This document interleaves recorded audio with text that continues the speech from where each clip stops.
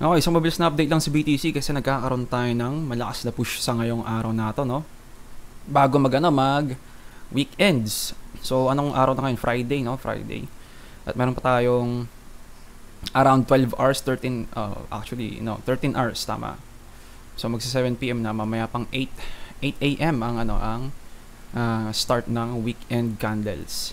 So, ngayon, no, nagkaroon tayo ng push up at meron tayong nilapag dito na level na kailangan natin actually bantayan kasi may possibility of of bear swing failure dito sa part na to. So meron na tong some sort of setup ngayon. May possibility may setup to ng bear swing failure. Hindi pa natin masasabi. Kailangan natin maghintay ng mga confirmation sa short term time frame, then medyo longer time frame. So ito for example, no, sa 1 hour kapag nag-close below dito, kapag nag-close below dito, meron tayong confirmed 1 hour na bear swing failure. So kapag sa 4 hours naman sumunod at nag-close pa rin dito, hindi pa rin tayo naka-close above dito, pwede natin masabi 4 hour candle close naman na bear swing failure. So palakas yung probability na mag-aaroon tayo ng confirmed bear swing failure. So meron tayo dito last time, no? Meron tayong bear swing failure dito. Pero hindi siya ganong kalakihan yung reaction to the downside. Actually ito lang yung yung reaction niyan to the downside, no. Ito lang, no. Maliit lang.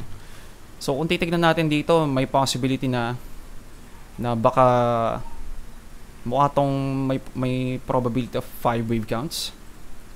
So meron tayong 1 2 3 4 5 dito. So kapag ganun ang nangyari, na may 5 waves tayo dito, ano kaya meaning nito? A, B, C, D, E. Kaso, no? Pwedeng 5-3, 5-3-5 pala to.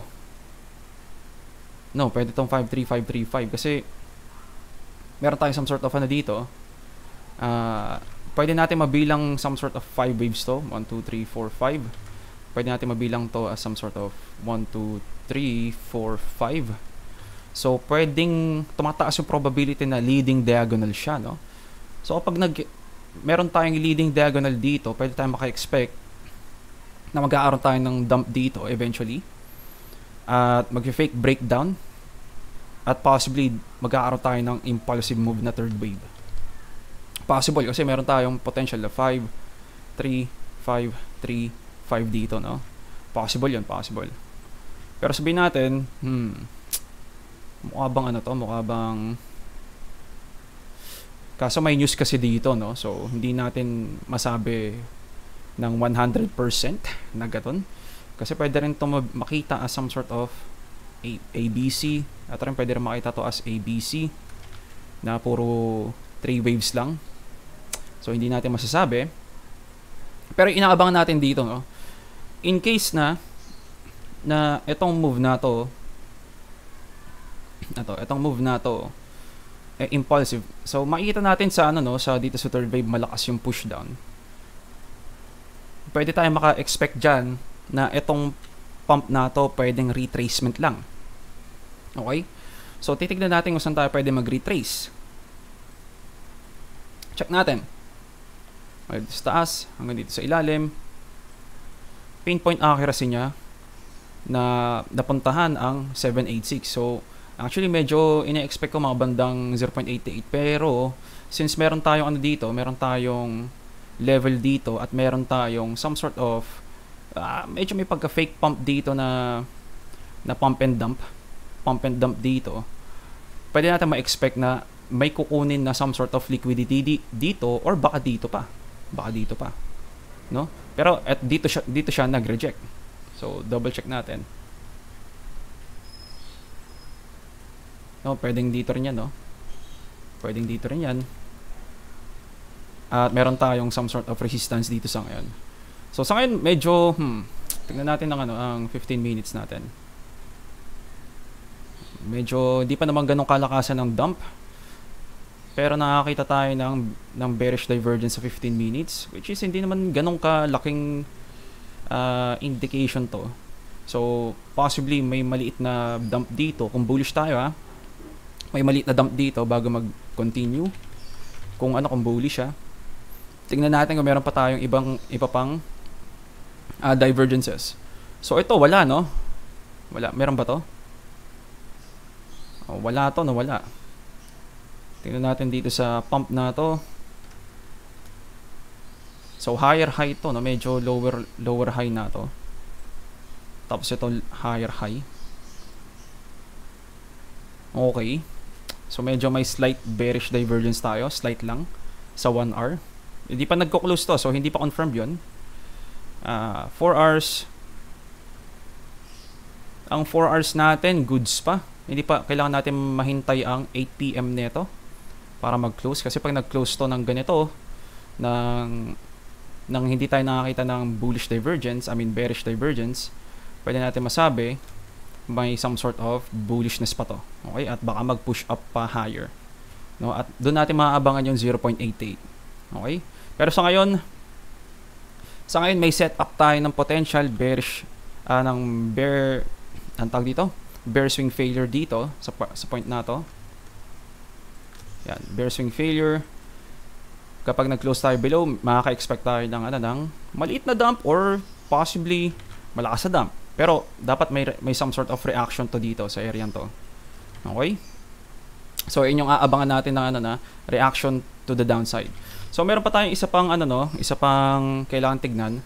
Madalas kapag meron tayong mga technical target at na pupuntahan niya ang technical target, nagkakaroon niya ng reaction. So alisin ko lang to Yan. Tsaka ito, alisin ko na itong mga to. Hindi na natin masyado kailangan to. Yan, pati ito, hindi natin kailangan. So nagkaroon tayo ng ascending channel pero nag-break out tayo, nag-break above tayo. So ang madalas sa target ng ascending channel na ganito, madalas pa breakdown to, no? Madalas pa breakdown pero nagkaroon tayo ng breakout. So dito dapat ang breakdown o sabihin natin mga banda dito at makapunta tayo sa bandang ilalim nito ng expanding wedge natin na to, no? Expanding wedge na to. Pero since nag-breakout tayo, titignan natin dito sa breakout point saan tayo naka-reach. No, actually, ayusin natin to, no? Saan tayo naka-reach? Exactly dun sa top ng linya natin to, no? Linya natin to. Okay, at meron tayong 786 na Fibonacci level dyan. So, but hindi ganong kadalas na sa 786 tayo nagre-reject, no? So, meron para sa akin meron pang probability na mag 0.88 yan. At kapag lumagpas pa tayo, bullish na ang BTC, masasabi ko, no? Ibig sabihin, meron na tong some sort of setup ng impulsive move na overlapping nga lang at leading diagonal siya, no? Leading diagonal. Okay? So, ilang yung aabangan natin, no?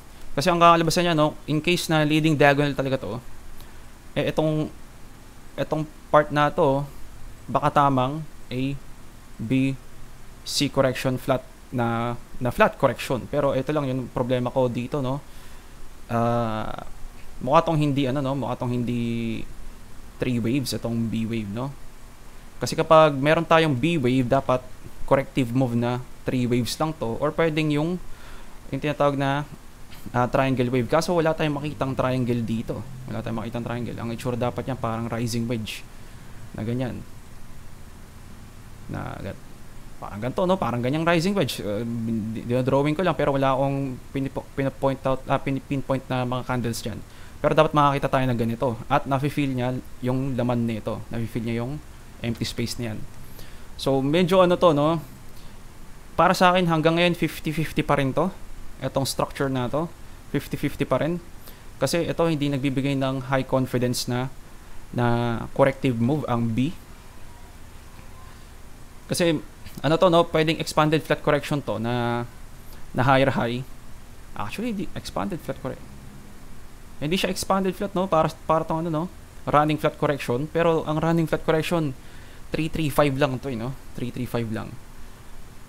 Pero 5 waves to. So, pero yun nga, in case na talagang baka dito yung A, dito yung B, dito yung C, or dito yung A, dito yung B, at dito yung C, pwede natin ma-confirm na meron na tayong completion ng corrective move dito ng malaking to, no? Ng malaking to. Punta tayo ng daily. ng malaking to. Ng 1, 2, 3, 4, 5. Then corrective move 2. Kakaroon tayo ng ganito yung itsura niya na meron tayong 1 wave, 2 wave, at meron tayong paparating na 3rd wave, 4th wave, 5th wave kung saan man yan. Okay? So bullish na bullish yun ang kakalabasan. So ilang yung kailangan natin abangan in case na tapos na tong ABC correction. Kailangan natin possibly bantayan yung potential fake breakdown nito, potential fake breakdown. At pwede tayong mag-long dito sa mga part na to or mag-DCA sa mga part na to, no? Dito sa mga part na to. So double check natin kung saan tayo pwede, sabihin natin dito na yung top. Kung dyan na yung top, ha. Testing natin kung pwede natin ma-check kung saan banda tayo pwede mag-bounce. So meron tayo dito, no? Dito sa 0.5, 618 at 0.88, no? So kung masaklap yung yung dump natin 0.88, pero pag yung mga tamang dump lang dito sa 0.5 or dito sa 618, no? Lalo na kapag hindi niya na ang tawag dito na confirmed breakdown to, no? Kung sabihin natin nag-dump na konti tapos nag-wick down lang, nag-accept back, then may possibility of bullish move yun. Okay? Sa ngayon, since naabot na natin to, titignan natin ang RSI natin, overbought tayo. Tignan natin ang RSI sa 4 hours, overbought din tayo. So most likely lahat ng time frame overbought tayo. So tignan natin ang 1 week. Ang 1 week natin medyo bullish, no? Medyo bullish, nakalagpas tayo above ng moving average na to. So medyo may signs of magandang sign na bullish. Pero pwede pa tayo maka-account dito sa mga part nato ng 70 RSI, no? So ano pa ba?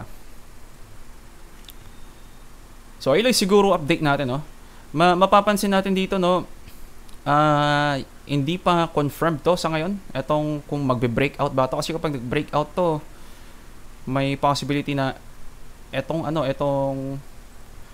maliit na push down na to, baka ito na yung retracement ng buong to, no?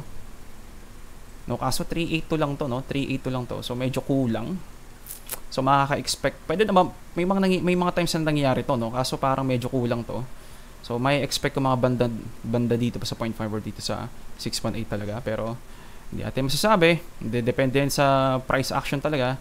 Ang mauuna diyan yung kung marami na talagang taong nag-aabang ng bullish kasi malapit na ang BTC having ETF rin, parang may mga rumors na may possibility of preemptive pump na to para sa dadating na approval ng BTC ETF. Di natin sure.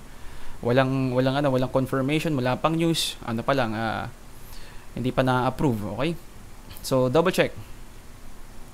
DXY malakas pa rin, hindi pa naman nagbe-breakdown, pero may signs of no? Signs of parang ABC correction to. Then baka mag-pump. Or pwede rin first wave, second wave, then malaking dump to, no? Ganun lang rin naman. So S&P 500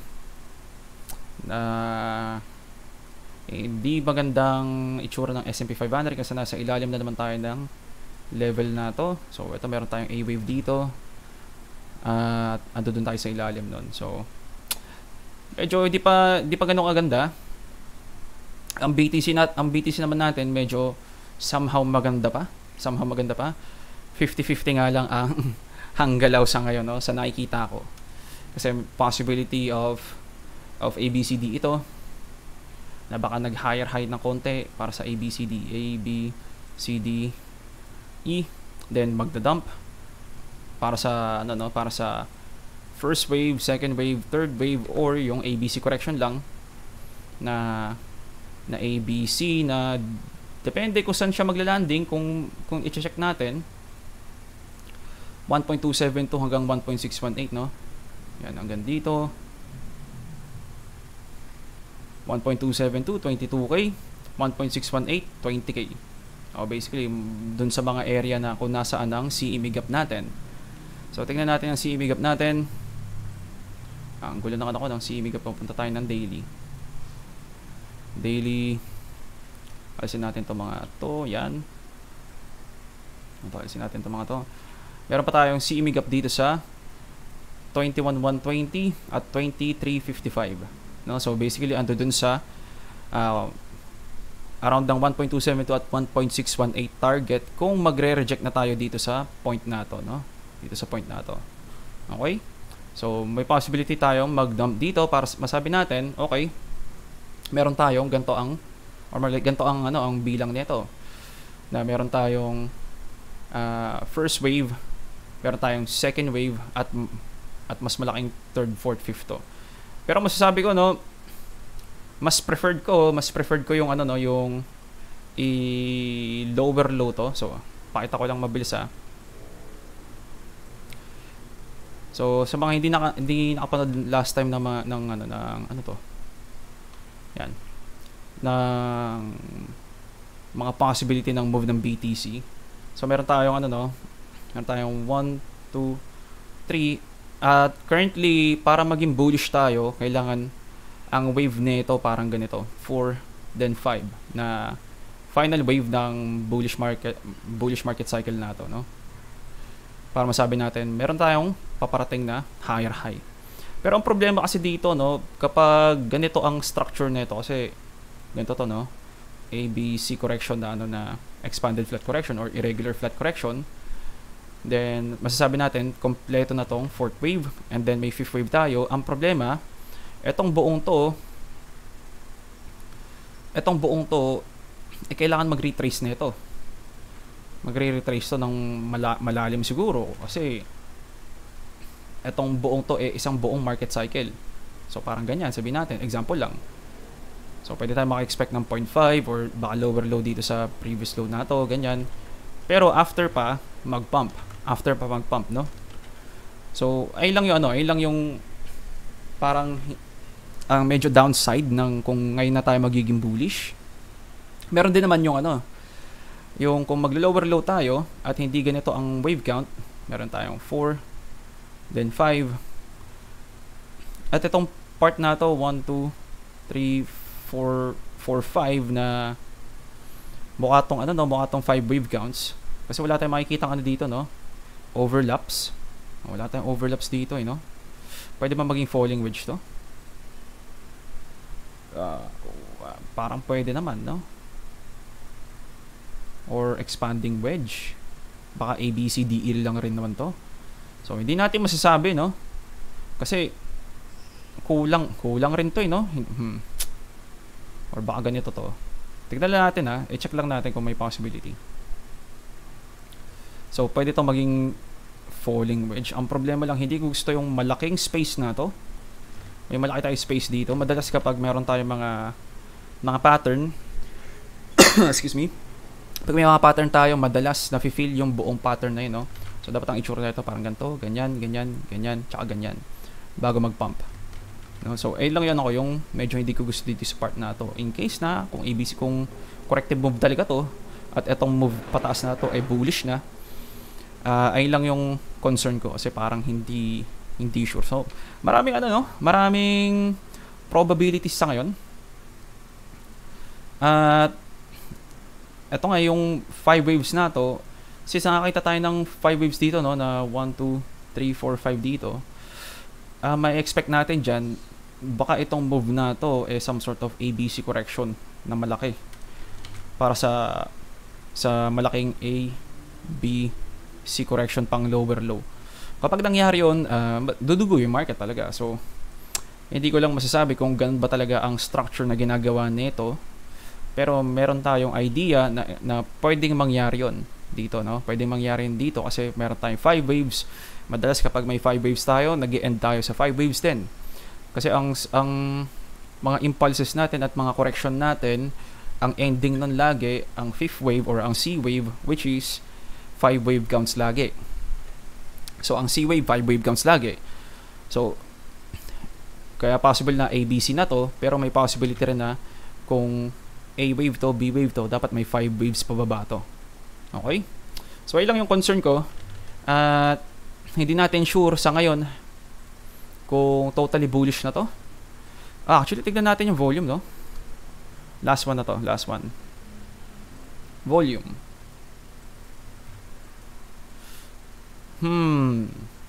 Hindi ko pala masasabi kung valid ba tong lower volume sa higher high na to. Kasi kapag, so ano lang, kung basic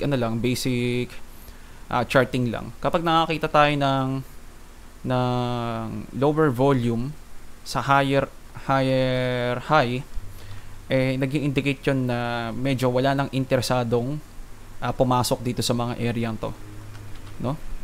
Medyo wala nang interesado, at most likely may some sort of liquidity grab dito sa mga area yan, dito sa mga area yan. So actually sa 1 hour, no, 7 PM na pala, so mukhang meron tayong 1 hour confirmed. 1 hour confirmed. So in case na mag push up pa tayo, pwede tayo magkaroon ng retest dito sa 30k bago mag-dump ulit, pero hindi natin masasabi. Pero balik tayo sa 4 hours, no? 4 hours ba yun? Nasaan na yun? Ayun.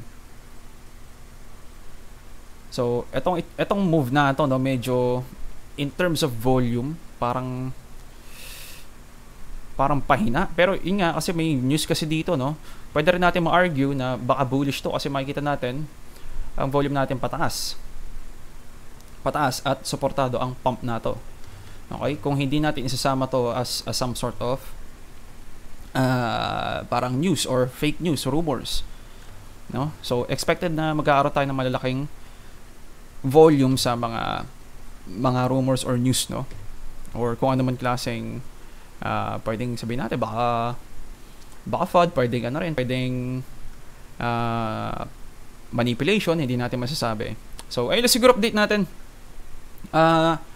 ang trading idea, no, hanggat hindi tayo na-break dito sa 30,200 na to, 30k 200, actually medyo medyo bearish pa ng onti lang, pero pwede pang sumagad dito sa 3,500, no? So napag-usapan natin to sa last video natin na in case if-feel niya itong wick up na to, kailangan natin abangan tong possible na area dito, at may possibility of bear swing failure. So nakakita tayo ng signs of possible bear swing failure, pero hindi natin masasabi kung magpe-play out ba siya. Okay, kasi ang RSI rin natin, no, malakas pa ang RSI natin. Okay, pero nasa overbought na siya.